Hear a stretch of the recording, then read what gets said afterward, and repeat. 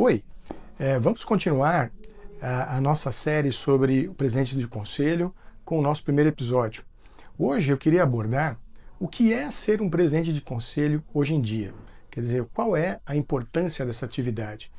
E a primeira constatação é que não é nada trivial. O papel do presidente do conselho, ele é realmente muito impactante naquilo que a empresa é capaz de gerar de valor. Por quê? Se nós acreditamos que uma governança, um conselho, tenha essa possibilidade de trabalhar a criação de valor em médio e longo prazo da companhia, gerando um impacto muito positivo em tudo que a companhia tem, na sua perenização, na sucessão, nas questões ligadas aos acionistas, enfim, ao planejamento estratégico, a visão de longo prazo, a questão de riscos. Se nós confiamos que isso realmente é impactante pela governança, quem é o catalisador de todo esse processo? É o presidente do conselho. Mas muitos ainda confundem o presidente do conselho como sendo aquele que toma a decisão, aquele que é a última palavra em termos decisórios para o colegiado.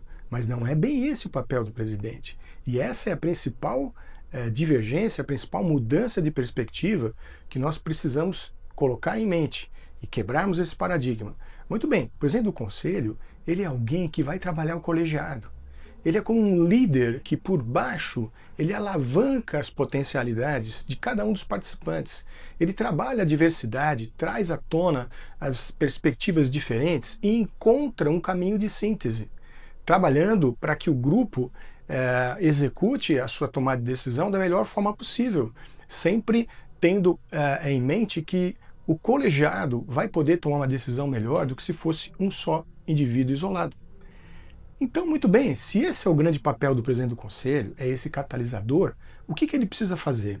Como é que ele tem que se comportar? Quais são os grandes papéis que ele deve exercer para atingir esse objetivo? E isso, nesta série, é o que nós vamos tentar desmistificar, trazer à tona e clarificar para você como é que você pode efetivamente se transformar num presidente do conselho se você tiver determinados pré-requisitos. É importante ter isso em mente também.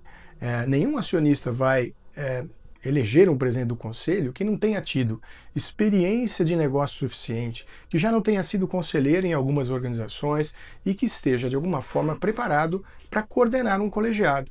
O outro erro importante que a gente tem em mente muitas vezes é que um próprio empresário, ao desenvolver sua empresa e montar um conselho, ele assume a posição de presidente do conselho e às vezes até em concomitante com a posição de presidente executivo.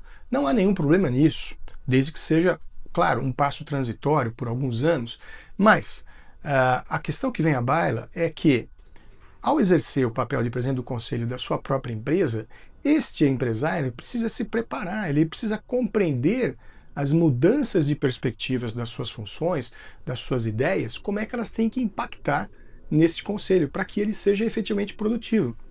Ora, nenhum empresário vai montar um conselho com o objetivo de ser simplesmente algo para inglês ver.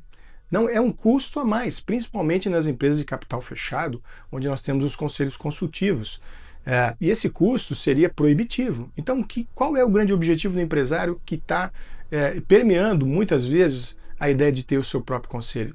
É que ele vai criar uma estrutura que vai perenizar, que vai poder permitir a sua sucessão, que vai poder trabalhar as grandes questões do negócio, tomar as grandes decisões. E, para tanto, ele precisa estar muito bem preparado para tirar o máximo de valor desse colegiado que normalmente tem participantes brilhantes, com grande experiência e que podem ser muito contributivos. Portanto, não deixe de se debruçar sobre o que é o presidente do conselho, qual deve ser seu papel, o que ele deve fazer. Por quê? Porque o mercado, de uma maneira geral, ainda não se aprofunda nesse requisito. E o Celint tomou a dianteira e conseguiu montar um programa que vai se aprofundar nesses quesitos. Mas nós vamos falar sobre isso mais para frente.